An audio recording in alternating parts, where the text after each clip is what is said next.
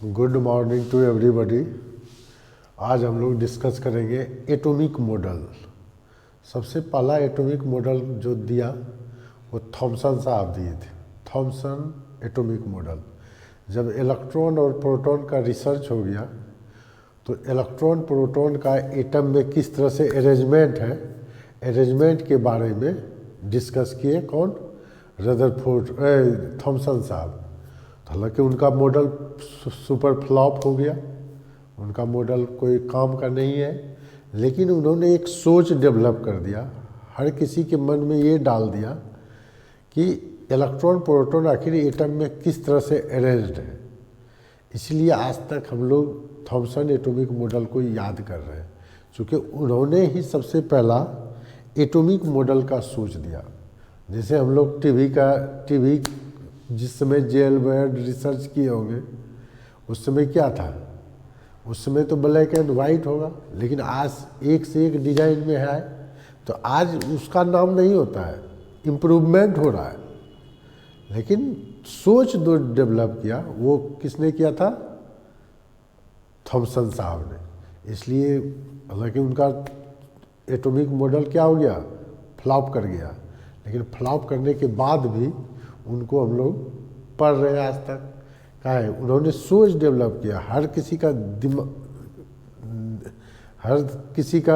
किसी को अपने तरफ अट्रैक्ट किया कि एक ये भी चीज़ है कि थॉमसन एटॉमिक मतलब एटॉमिक मॉडल क्या है। एटम में इलेक्ट्रॉन प्रोटॉन न्यूट्रॉन, उस समय तो इलेक्ट्रॉन प्रोटॉन का ही रिसर्च हुआ था। इलेक्ट्रॉन प्रोटॉन का अरेंजमेंट किस तरह से है, ये उन्होंने सबसे पहला डेवलप किया। तो देखते हैं उन्होंने क्या क्या कहा। तो after discovery of electron and proton J Thomson gives arrangement of electron and proton in an atom known as Thomson atomic model. उन्होंने इलेक्ट्रॉन और प्रोटॉन के रिसर्च के बाद, डिस्कवरी के बाद, एटम में इलेक्ट्रॉन प्रोटॉन का अरेंजमेंट का एक मॉडल दिया, जिसे कहा गया थॉमसन एटॉमिक मॉडल। तो इन्होंने क्या कहा? According to Thomson atomic model, an atom consist of uniform sphere of positive charge.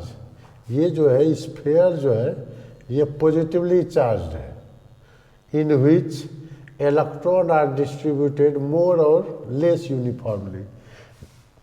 This model of atom is known as plum pudding model. जैसे हम लोग तरबूजा में देखते हैं ना, लाल वाला पार्ट क्या है? एक तरह से मान लिया कि स्फीयर है, और बीज जो है उसका, बीज जो मान लिया इलेक्ट्रॉन है। तो बीज तो अब जैसे देखिए प्लम पडिंग मॉडल क्यों थॉमसन एटॉमिक मॉडल फ्लॉप कर गया? क्योंकि इलेक्ट्रॉन में तो मूवमेंट है, लेकिन ये इसमें क्या है? अब तरबूजा में तो बीज एक जगह से दूसरी जगह हटता नहीं है। तो यहाँ पर भी इन्होंने क्या कहा कि atom consist uniform sphere of positive charge in which electron are distributed more or less uniformly. क्या है? यूनिफॉर्मली है और लेस यूनिफॉर्मली इलेक्ट्रॉन क्या है? डिस्ट्रीब्यूटेड है। किधर? तो स्फीयर ऑफ पॉजिटिव चार्ज में। तो इसी चूँकि ये प्लम पडिंग टाइप का हो गया, तरबूजा टाइप का हो गया, इसीलिए इसको बोला गया this model of atom is known as plum pudding model. तो अब जहाँ जैसे दे दिया, अब तरबूजा में हर कोई देखते हैं, तरबूजा खाते हैं, तो क्या है? बीज जो है उसका वो क्या है? स्टैटिक कंडीशन में। ऐसा तो नहीं है कि काटने के पहले कहीं और था, काटने के बाद कहीं और आ गया। वो क्या है? फिक्स्ड पोजीशन पे रहता है। लेकिन इलेक्ट्रॉन में तो मूवमेंट है, इसलिए ये मॉडल क्या हो गया? फ्लॉप कर गया। तो पहला यही है, इट इज ड्रॉबैक क्या हो गया? It is a static model. ये तो स्टैटिक मॉडल हो गया। It does not discuss about the movement of electron. Electron के मूवमेंट के बारे में कैसे डिस्कस करेंगे जब वहाँ प्लम पडिंग मॉडल दिया? प्लम पडिंग मॉडल में तो पॉसिबल ही नहीं है कि बीज इधर से उधर हट जाए। It could not explain stability of atom. ये एटम के स्टेबिलिटी के बारे में कुछ डिस्कस नहीं किए हैं कि एटम किस तरह से स्टेबल है। This model could not explain the experiment the Rutherford atomic model. इनके बाद जब रदरफोर्ड एटॉमिक मॉडल जिस समय तक ये दिए थे कितना में 1904 में, ये दिए थे 1904 में,